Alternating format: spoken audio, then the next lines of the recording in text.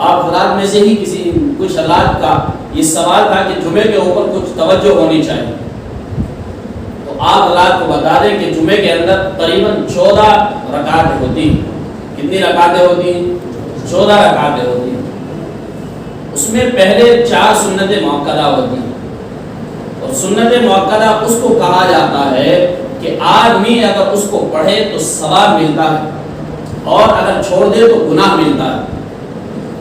سنت مؤکدہ نہ واجب ہوتی ہے اور نہ فرض ہوتی ہے، لیکن اس کے ترک کرنے پر آدمی گنہگار ہوتا ہے۔ 4 رکعت نماز پہلے سنت مؤکدہ ہوتی ہے، 2 رکعت فرض سے پہلے، یہ جمعے کی نماز کے لیے، اور پھر 2 رکعت اس کے بعد فرض ہوتے ہیں۔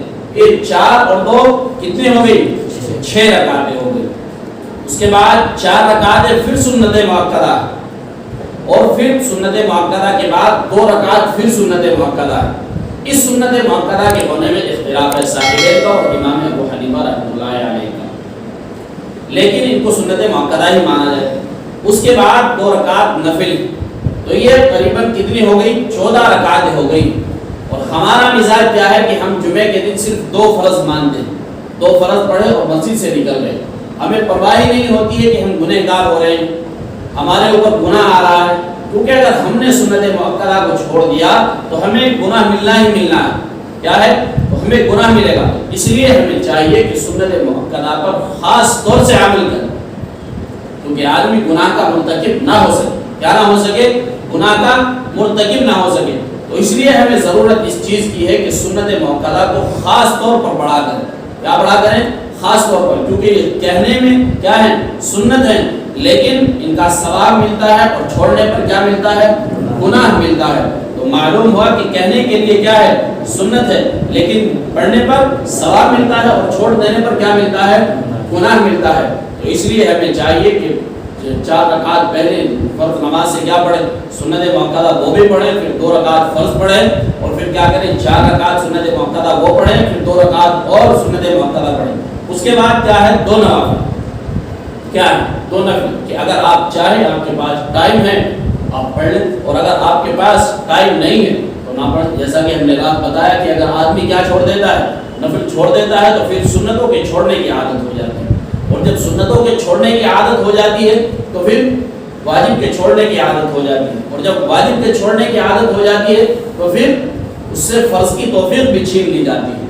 کیا ہو جاتا ہے؟ فرض کی توفیق بھی چھین لی جاتی ہے، یہاں تک کہ وہ آدمی ایک دہانے پر پہنچ جاتا ہے، اور کہاں تک پہنچ جاتا ہے کہ کسی کا کام کا بھی نہیں رہتا ہے، نہ فرض پڑھتا ہے، نہ واجبات کرتا ہے، نہ سنتوں پر عمل کرتا ہے، نہ نوافل پڑھتا ہے۔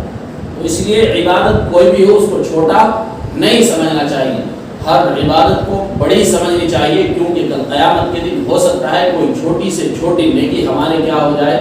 کام آ جائے۔ کیا آ جائے؟ ہمارے چھوٹی سے چھوٹی نیکی کیا ہو جائے؟ کام آ جائے۔ تو اس لیے نیکی کوئی چھوٹی نہیں ہوتی ہے، نیکی کو ہر نیکی کو کیا سمجھنا چاہیے؟ بڑا سمجھنا چاہیے۔ اور ایسے ہی کسی گناہ کو کیا نہیں سمجھنا چاہیے کہ یہ صغیرہ گناہ ہے۔ کیا ہے؟ صغیرہ گناہ ہے۔ آدمی صغیرہ گناہ کرتے کرتے کبیرہ کا مرتکب ہو جاتا ہے، اور جب آدمی کبیرہ گناہ کرنے لگتا ہے تو پھر فاسق ہو جاتا ہے۔ کیا؟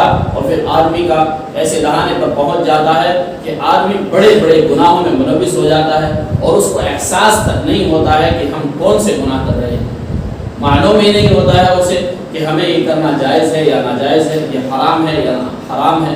تو اس طریقے سے آدمی کو احساس ہی نہیں ہوتا ہے، اور آدمی تمیز نہیں کر پاتا ہے کہ کون سا گناہ صغیرہ ہے اور کون سا گناہ کبیرہ ہے۔ اس لیے آپ اللہ سے درخواست ہے کہ اپنے وقت کو مشغول کرنے کی کوشش کریں، کتابوں پر زیادہ سے زیادہ محنت کریں، اور اپنی تقریر کا ایک وقت باندھیں۔ ہر کتاب کے تکرار کا ایک وقت ہونا چاہیے۔ مثلا ایک کتاب کا تکرار ہم 10 منٹ کریں، پھر دوسری کا 10 منٹ یا 15 منٹ، تو اسی اعتبار سے وہ تکرار آپ کے مکمل ہوتے چلے جائیں گے۔